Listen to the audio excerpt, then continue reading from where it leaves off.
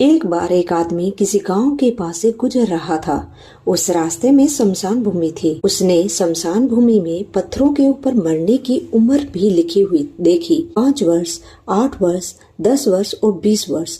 उस आदमी ने सोचा कि इस गांव में सभी की मृत्यु अल्पायु में ही हो जाती है। वह आदमी गांव में गया तो गांव वालों ने उस आदमी की बहुत सेवा सत्कार किया। वह आदमी कुछ दिन तक उस गांव में ठहरने के बाद वहां से जाने के लिए तैयार हुआ और गांव वालों को बताया कि मैं कल जा रहा हूँ। उसकी बात सुनकर गांव वाले बहुत दुखी हुए और कहने लगे, हमारे यहाँ कोई गलती हुई है तो बताओ, लेकिन आप यहाँ से न जाओ, आप इसी गांव में रुको।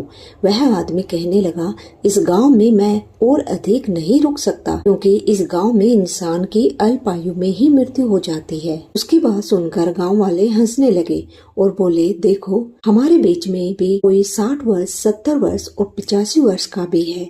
तो उस आदमी ने पूछा कि शमशान भूमि के पत्थरों पर लिखी मृत्यु की आयु का क्या कारण है।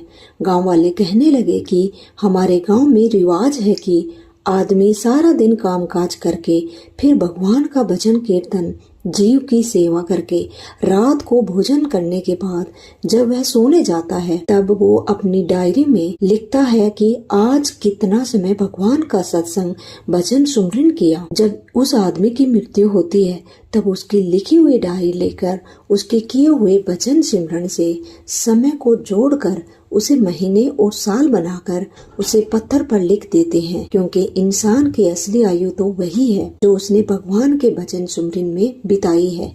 इंसान का बाकी जीवन तो दुनिया में ही व्यर्थ चला गया।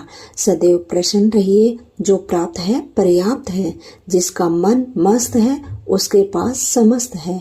बोलिए राधे राधे।